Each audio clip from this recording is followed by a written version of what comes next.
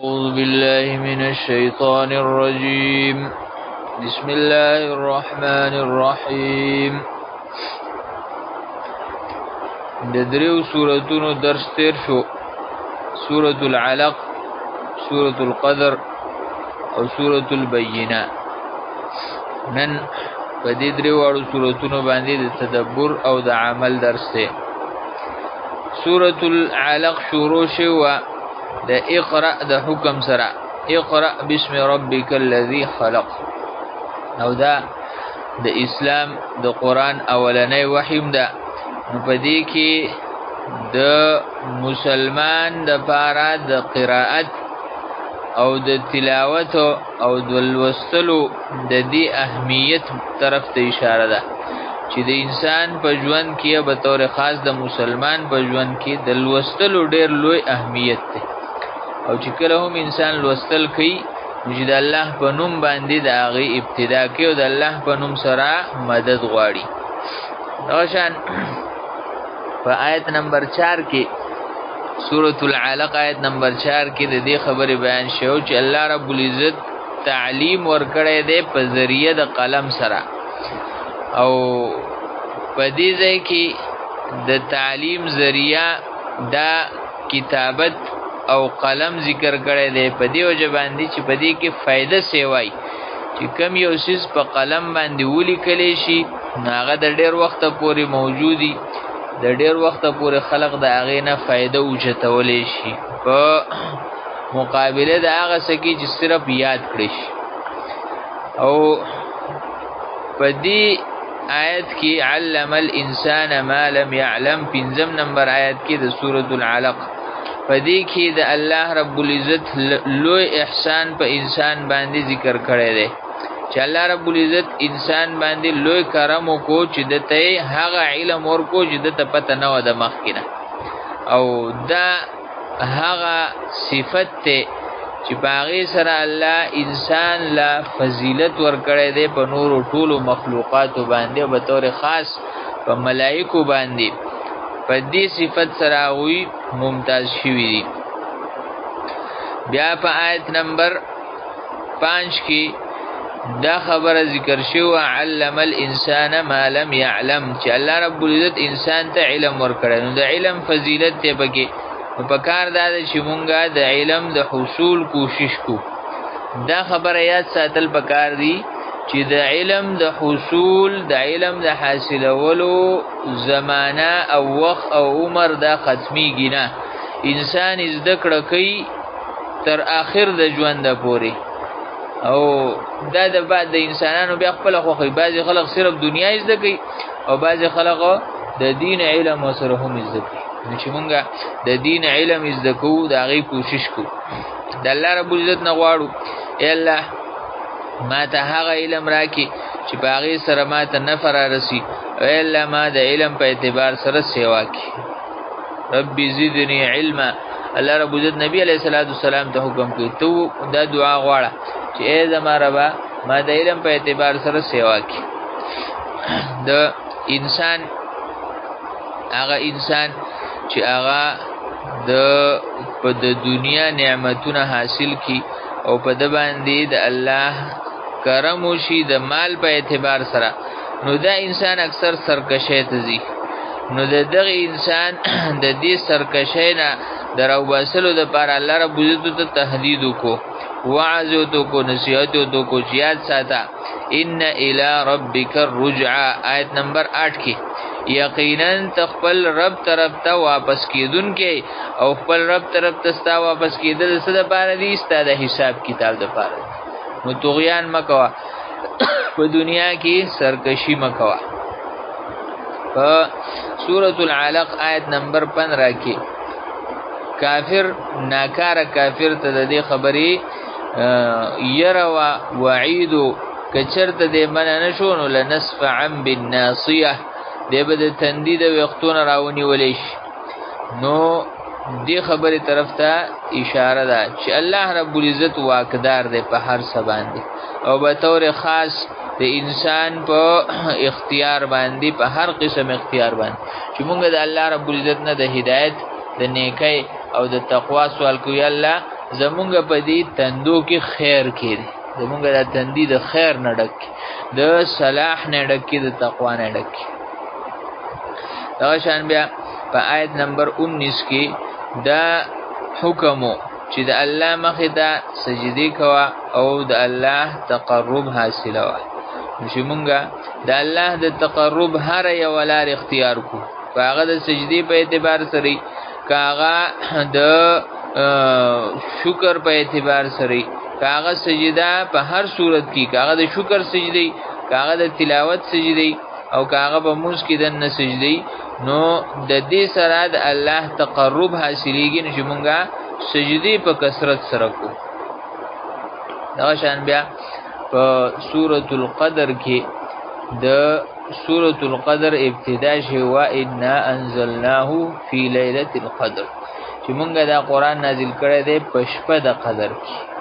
په دې کې یو قسم له اشاره د دې خبرې طرف ته چې د انسانانو د پاره د هدایت او الله ته د تقرب او الله ته د نږدې کېدو اهم وخت چې دی نو هغه د شپې ټیم دی.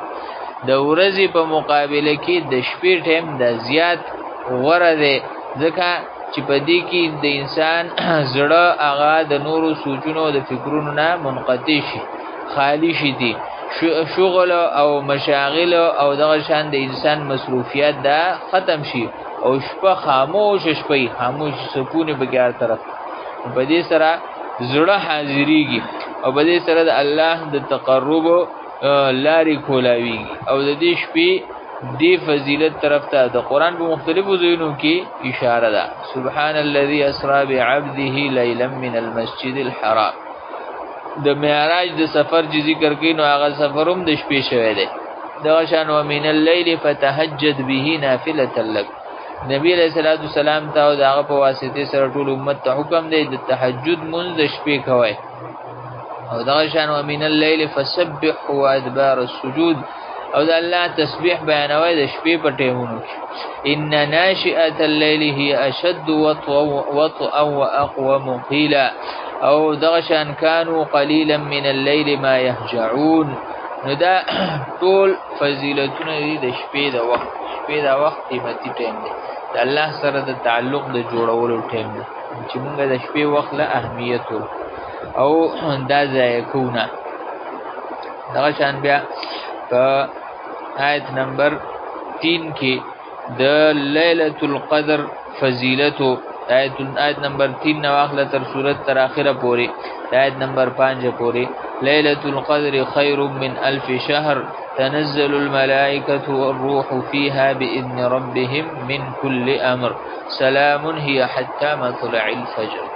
چې مونږه په تور خاص د رمضان په میاشت کې د لیلۃ القدر خامخه لټون کو او په هغه کې چې کوم الله برکتونه یې خېری د هغه د حاصلولو کوشش. د دې صورت په اولنی آیت کې د قران عجیبه فضیلتوم ذکر کړو. انا انزلناه فی لیلۃ القدر. په دریو اعتبارونو سره د قران فضیلت وبږي.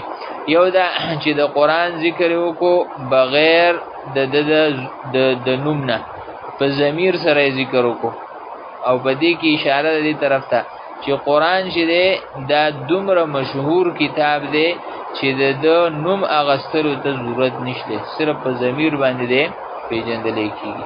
او دویمه ده چې قران چې د دې لپاره الله رب العزت په اوقاتو کې بهترین وخت هغه د دې د نزول لپاره وټاکو چې هغه د لیلۃ القدر وخت دی.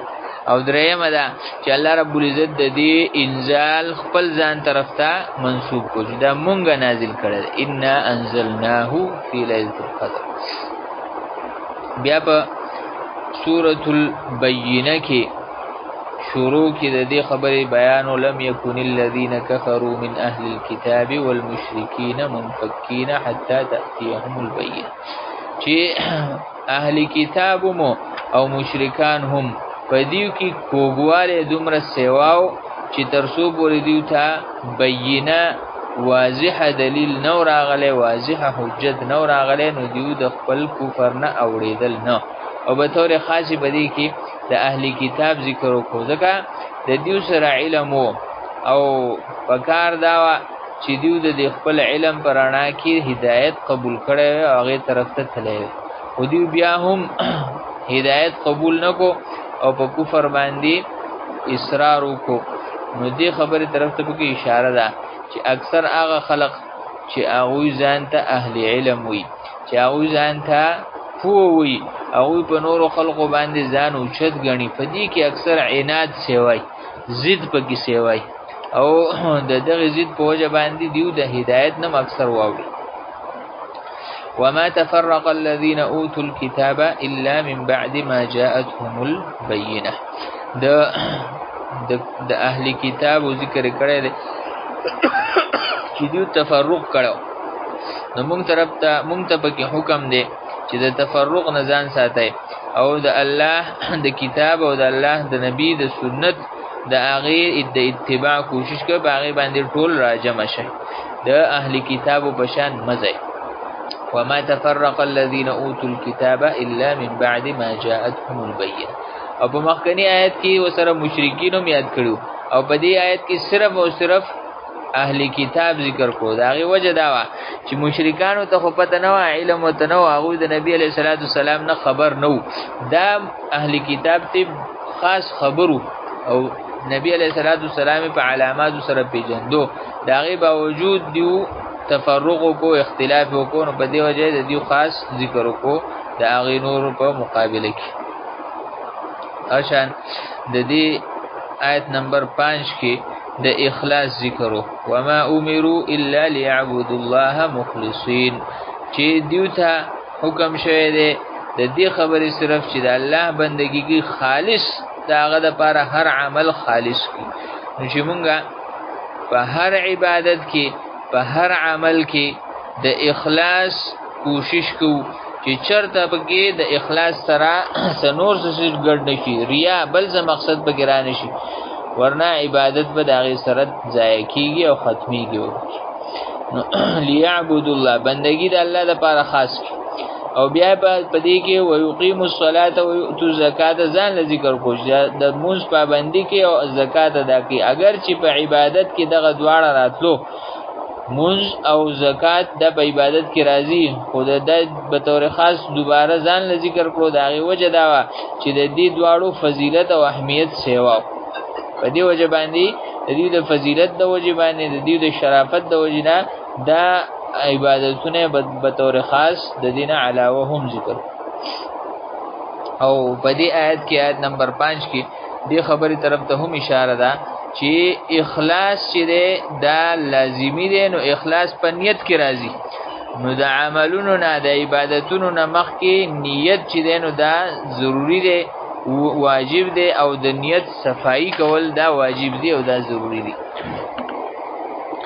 بیا په آیت نمبر 7 کې د دې خبرې بیانو چې کوم خلق ایمان لري عمل صالح کوي، دا په بندگانو کې د ټولو نه غوره بندگان دي. چې مونږه د دې حرص لرو، د الله نه دعا کوو یا الله مونږ په دغه خلقو کې شامل کړي چې کوم په مخلوقاتو کې د ټولو نه غوره مخلوق دی. او بیا په آیت نمبر 8 کې د ایمان او د عمل صالح والو د لپاره عجیبه جزا ذکر کړو. رضی الله عنهم، الله د دې نه رضا شو، ورضوا عنه، او دې د الله نه رضا شو. پس وجه باندې انسانان د الله نه رضا شي په جنت کې، ځکه چې الله رب العزت دیو ته هر هغه چیز ورکی چې هغه دی غواړي، چې څه د دیو په زړه کې څه د دیو خواهش هغه ول ورکی.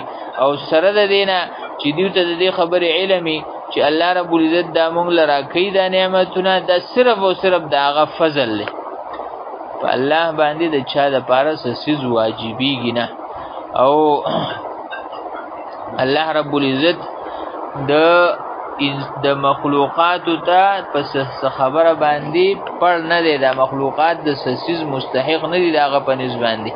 الله چې تصور کوي دا وته په خپل فضل سره ورکړي. او دې ته دا معلومي چې الله رب العزت مونږ ته په دنیا کې د دې خبرې توفیق را کړو چې مونږ دغه باندې ایمان راوړو او دغه د رسول اتباع وکړو. او په آیت نمبر 8 کې د دې خبرې بیانو چې ذالک لمن خشی ربه، د الله رب العزت د خشیت دا هغه اهمیت بیانو ځکه دا څومره سعادت چې انسانانو ته په میلاو شو په ایمان او په عمل صالح سره او ایمان او عمل صالح دا پیداوار دی د خشیت ځکه که چېرته د انسان په زړه کې خشیت نه وي نو دی به د نیکۍ کار ته ځي نه که د په زړه کې خشیت نه وي دی به د بدۍ د کارونو نه منع کېږي نه نو دا لوی فضیلت دی چې انسان ته حاصل شي چې دی د خپل رب نه یره کوي چې دی د خپل رب نه خوف کوي او چې کله زړه د خوف نه او د یرې نه خالی شو نو دا به خرابېږي چې کله په انسان په زړه کې خوف او یره د الله نه وه نو دا انسان به د عمل په اعتبار سره خرابېږي زړه به خرابېږي الله زموږ حفاظت کوي سبحانك اللهم وبحمدك نشهد أن لا إله إلا أنت نستغفرك ونتوب إليك